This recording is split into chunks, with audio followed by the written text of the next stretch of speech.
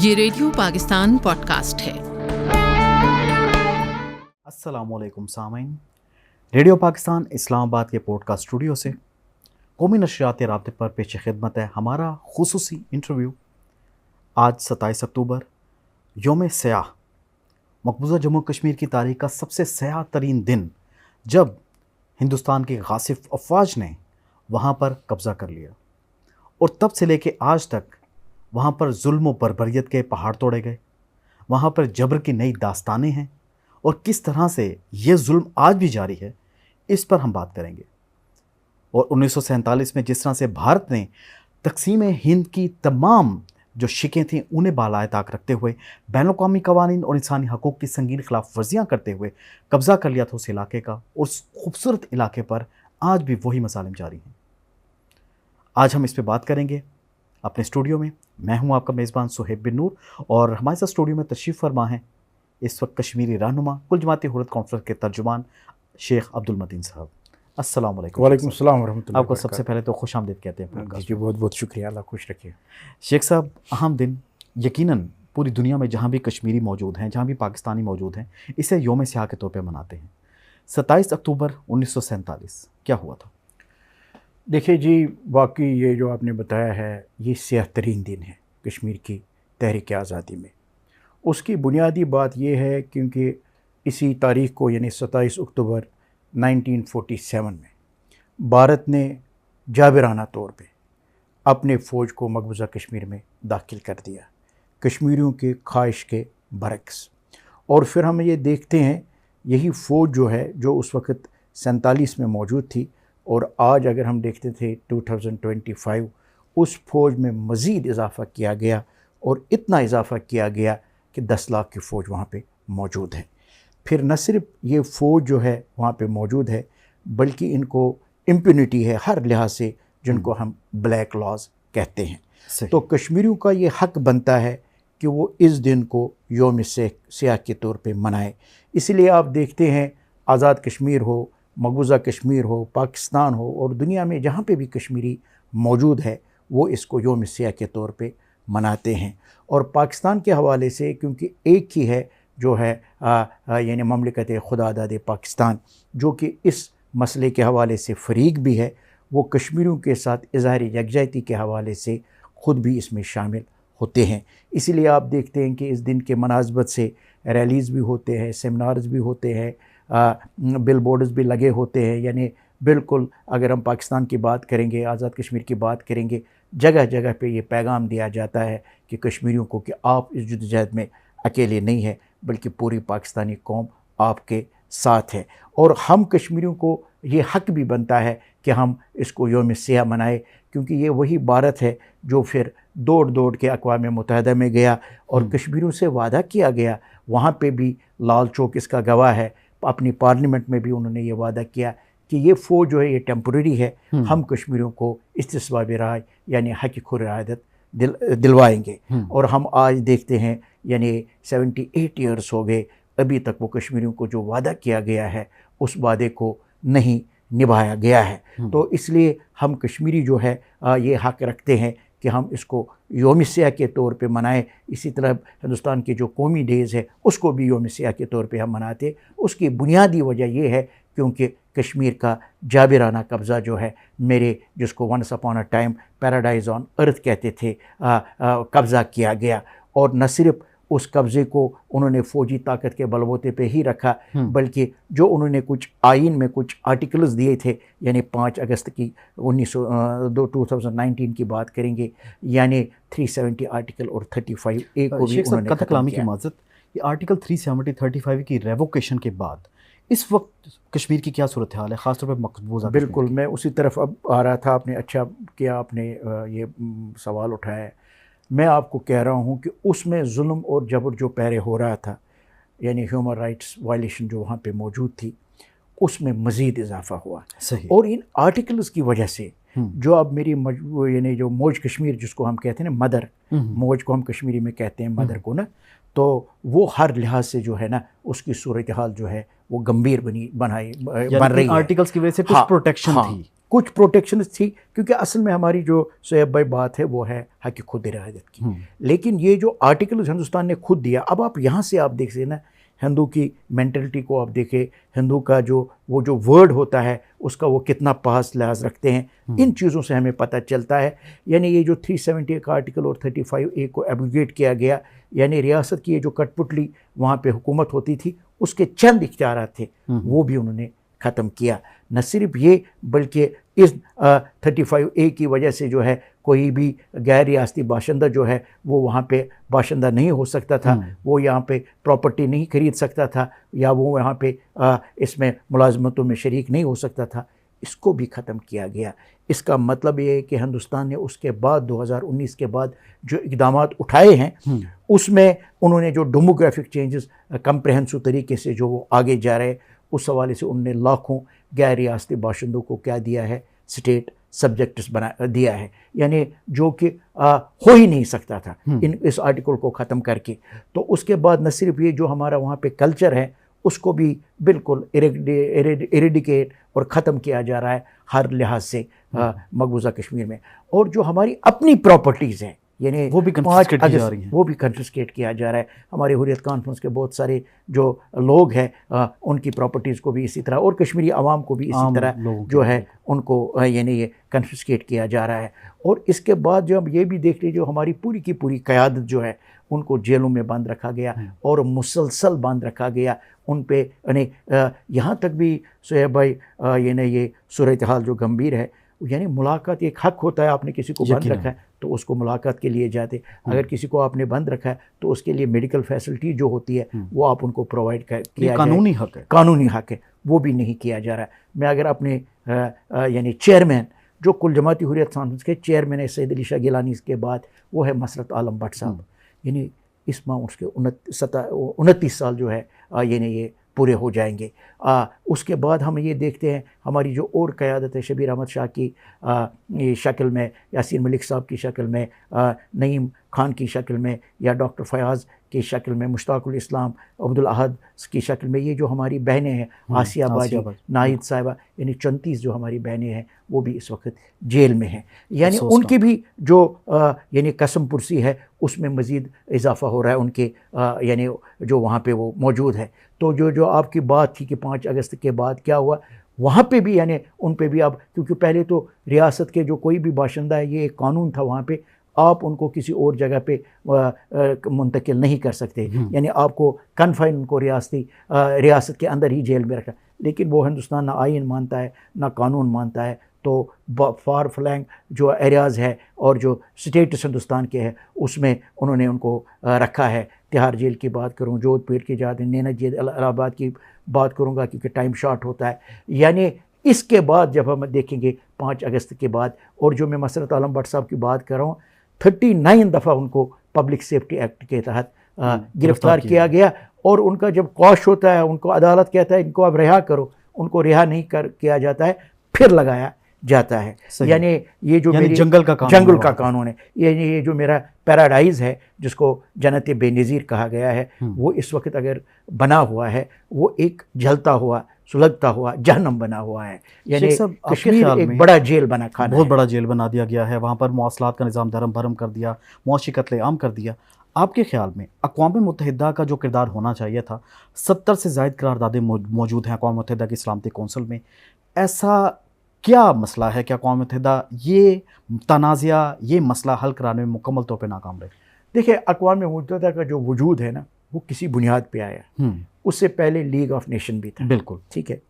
उसमें यही कहा गया कि जहाँ पे भी कोई मसला है, तनाज़ात है, तो अक़वाम आलम का ये ज़िम्मेदारी भी बनती है वो उन मसले को हल करते हैं। बिल्कुल। और कश्मीर का मसला मैं आपको बताता हूँ, जब से अक़वाम मुत्तहिदा बना है 48 में ये करारदाद पास हुई है पहली, ठीक है ना। यानी उसके बाद जो आपने भी बताया है, यानी सलामती कौंसिल की भी अगर हम करारदादों की बात करेंगे, 18 करारदादें सलामती कौंसिल की भी पास हुई है।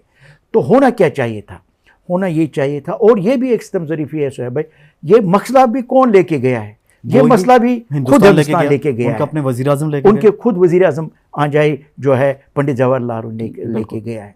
यानी अक़वाम मुत्तहिदा की करारदादें अपनी जगह। फिर आप देख लीजिए अक़वाम मुत्तहिदा का जो ह्यूमन राइट्स कमीशन है उसने 2 रिपोर्ट्स मुफस्सल बनाई है 2018 जून में, फिर 2019 जुलाई में। उसमें कहा गया कि हाईएस्ट लेवल पे मकबूजा कश्मीर में जो है इंसानी हकूक़ की पामाली हो रही है। होना क्या चाहिए था, यानी ये जो रिपोर्ट्स है इसके के बाद ये होना चाहिए कि हिंदुस्तान को रोका जाता, हिंदुस्तान को इसका पाबंद किया जाता या उस पर पाबंदियाँ लगाई जाती, लेकिन ऐसा नहीं हो रहा है। तो इसलिए हम कश्मीरी कभी कभार ये सोचते हैं और सोचने पे मजबूर होते हैं, क्या हम भी इंसान हैं? क्या हमारे रगों में भी वही खून दौड़ता है, रेड ब्लड, जो बाकी इंसानियत में दौड़ती है? तो उसका मतलब ये है कि ये जो पावर्स है जो आड़े आ रहे हैं वो अपने इकोनॉमिकल इंटरेस्ट्स देखते हैं, वो अपने यानी इकोनॉमिकल इंटरेस्ट्स भी देखते हैं, पॉलिटिकल इंटरेस्ट्स भी देखते हैं, यानी जियो पॉलिटिकल और जियो इकोनॉमिकल के ये जो इंटरेस्ट्स है उसकी ज़्यादा आँख में कश्मीरी जो है बेचारा इसी तरह जुल्म और जबर की चक्की में पिसता जा रहा है। तो अक़वाम आलम की एक बहुत बड़ी एक ज़िम्मेदारी बनती है।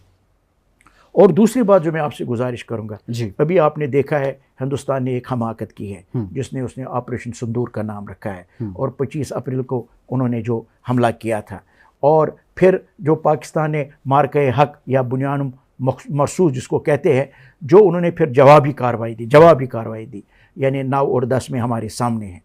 तो उस वक्त जो है दोनों जो एटॉमिक पावर है, यानी हिंदुस्तान और पाकिस्तान जो कि मसले के फरीक भी है, न्यूक्लियर फ्लैश पॉइंट यानी कश्मीर है। कश्मीर की बात अगर हम करें, क्योंकि न्यूक्लियर पावर्स है और जंग जो है यानी ये बड़ी एस्केलेशन की तरफ जाता, लेकिन जो डोनाल्ड ट्रंप ने भी मुदाखलत की है हिंदुस्तान के कहने पे, ये जंग रोक दी गई है।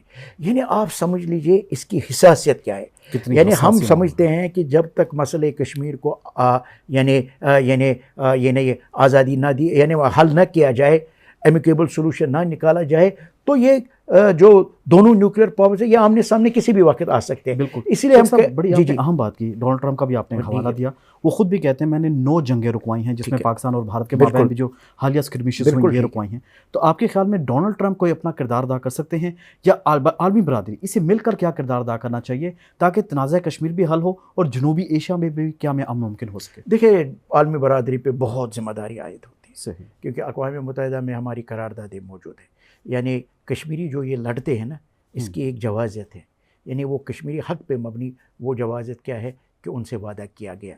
डोनाल्ड ट्रंप जो है, क्योंकि सबसे जो बड़ा पावर है वो है अमेरिका, उसमें कोई दूसरी बात नहीं है। बिल्कुल वो रोल अदा कर सकता है, क्योंकि और ये सच भी बात है कि उन्होंने ये जंगें रोकी है। तो इसीलिए पाकिस्तान के वज़ीर आज़म साहब ने भी उस हवाले से बात की है, और अक़वाम आलम भी इसको, अगर वही अपने ये जो इंटरेस्ट्स होते हैं तो वो अगर वो बालाई ताक रखेंगे तो बिल्कुल इस मसले कश्मीर का एक हल निकल सकता है। और हम कश्मीरी भी नहीं चाहते जंग जादल, मैं आपको बताऊं इतने सालों से कोई भी नहीं चाहता। यानी आप देख लीजिए जो ये 47 में हो गया, जो एक कत्लेआम हमारा हो गया, यानी जम्मू मसकर जिसको कहते हैं, यानी टेलीग्राफ जो बरतानिया का एक अखबार है 2.5 लाख को कह रहे हैं, बिल्कुल, यानी इससे भी ज़्यादा है, 2.5 लाख मोहतात अंदाजे में। फिर आप 88 से लेके देख लीजिए ज़ोहैब भाई, 1 लाख से ज़्यादा कश्मीरी शहीद हैं, और मॉलेस्टेशन के वाक़ात जो है 12,000 से ज़्यादा है, हिरासती कत्ल 8,000 से ज़्यादा है, बेवाएँ जो है 23,000 से ज़्यादा है। और ये वो हैं जो ऑन द रिकॉर्ड है, ऑन द रिकॉर्ड कितनी होंगे, क्या होंगे।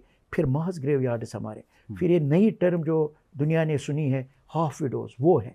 यानी ये इतना कुर्बानियाँ जो कश्मीरी दे रहे हैं, ठीक है ना, तो इसका मतलब है अक़वाम आलम की भी जिम्मेदारी है, अमेरिका की भी जिम्मेदारी है, वो अपनी जो करारदादे हैं ना वहाँ पे, उन पे वो इम्प्लीमेंट करवाए। और हम समझते हैं उसको ये बहुत बड़ा रोल अदा कर सकते हैं। और जो मैं आपको बात कर रहा था कि हम लोग भी चाहते हैं, हम भी कहते हैं एमिकल सोल्यूशन निकलना चाहिए, लेकिन ये तब ही निकल सकता है, मैं आपको आज भी बताता हूँ, जब तक मसले कश्मीर के और कश्मीरी लोगों के उमंगों के मुताबिक हल नहीं किया जाएगा ना, ये मसला इसी तरह रहेगा। कोई भी मुदाखलत करेगा, जंग जो है आपस में रुक सकती है, वक्त ही रुक सकती है, लेकिन तनाज़ा उधर ही है, वो जो कहते हैं ना, वो फ्लेम जो है वो उधर ही मौजूद है। इसलिए हम समझते हैं मसले कश्मीर को ज़रूर एड्रेस होना चाहिए, मसले कश्मीर का एक एमिकेबल सोल्यूशन निकलना चाहिए, और भारत ये जो हट धर्मी जो उसने अपनाई हुई है, उसको अपनी हट धर्मी छोड़नी पड़ेगी। अगर वो ये नहीं करता है तो मैं आपको बताता हूँ और भारत को बताना चाहता हूँ कि वो अपनी नई दीवार पढ़ ले। ताकत के बलबूते पे आप कश्मीरियों को ज़्यादा देर ज़ेर नहीं रख सकते, उनकी ज़ुबानों को आप ताला नहीं लगा सकते। आपने रियासती दहशतगर्दी की, आपने यानी अदलिया की दहशतगर्दी भी की, आपने इकनॉमिकल दहशतगर्दी भी कश्मीर में की, आपने मीडिया की दहशतगर्दी भी की। ये सब दहशतगर्दी आपने की है, लेकिन मसला उसी तरह है, कश्मीरियों का हिम्मत और हौसला जो है वो बिल्कुल वो जज्बा इसी तरह है और पूरी तरह नाकाम हुए हैं। बिल्कुल। शेख साहब, पाकिस्तान के किरदार पे क्या बात करेंगे? देखिए, मैं आपको बताऊँगा, पाकिस्तान एक वाहिद मुल्क है जो हमारे बैक पे है, और ये हम कश्मीरी भी जो देखते हैं, हम रियासत पाकिस्तान को देखते हैं, ठीक है ना। और मैं आपको बताऊंगा, जो हम देखते हैं दुनिया का, तो अगर पाकिस्तान बैक पे ना होता ना, तो हिंदुस्तान और भी आगे बढ़ सकता है, ठीक है ना। तो इसलिए हम ख़ास कर ये जो मौक़िफ़ पाकिस्तान ने अपनाया है, और ख़ास कर जो फील्ड मार्शल साहब ने जो ये बताया है, और जिस तरह उन्होंने जवाबी कार्रवाई भी की है, और उन्होंने जो वो खिताब किया, वो मैं सिर्फ यहाँ पे ज़रूर बताना चाहूँगा। देखिए, हम कश्मीरी जो है ना सोहेब भाई, मैं आपको बताऊँगा, चलो जिस तरह भी हम हिंदुस्तान में थे तो रह रहे थे ना उधर, मतलब हिंदुस्तान के ज़ेर कब्ज़ा में थे, हमें भी कोई इकनॉमिकल प्रॉब्लम नहीं थी वहाँ पे, ठीक है ना, हमें भी कोई उस तरह की प्रॉब्लम नहीं थी। लेकिन ये एक वो नज़रिया है जिसको कहते हैं अनफिनिश्ड एजेंडा, जो उस वक्त तकसीम का था, यानी कश्मीरियों के साथ उस वक्त भी ज़्यादती की गई है, कश्मीरियों के साथ उस वक्त भी चालबाजी के तहत जो फिर वो वहाँ पे जो अकॉर्ड किया गया है या दिखाया गया है या फ़ौज दाखिल कर दी गई है, क्योंकि 27 अक्टूबर के मुनासबत से हम बात कर रहे हैं।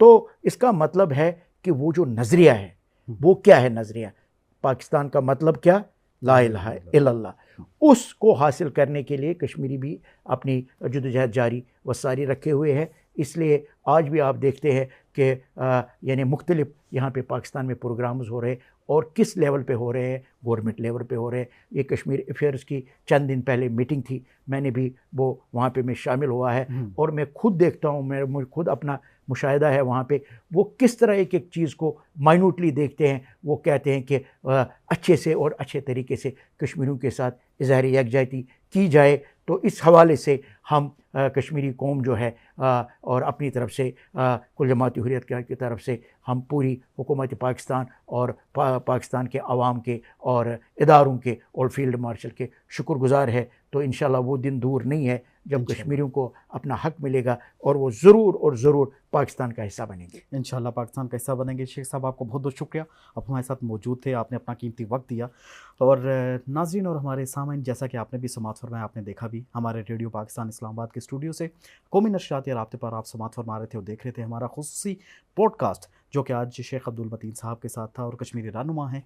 और मकसद भी हमारा ये है कि हम कश्मीर की आवाज़ में आवाज़ मिलाएं, और इंशाअल्लाह वो दिन ज़रूर आएगा कि जब कश्मीरी वो अपनी एक फ़तेह का सूरज देखेंगे, आज़ादी का सूरज देखेंगे, और पाकिस्तान इस हाँ में हमेशा हाँ मिलाता रहेगा। जी सामाईन और नाज़रीन, ये थे हमारा आज का रेडियो पाकिस्तान का खुसूसी पॉडकास्ट।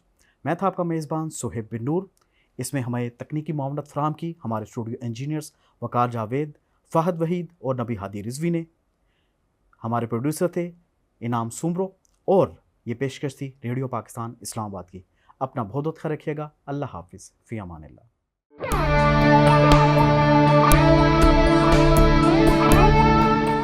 ये रेडियो पाकिस्तान पॉडकास्ट है।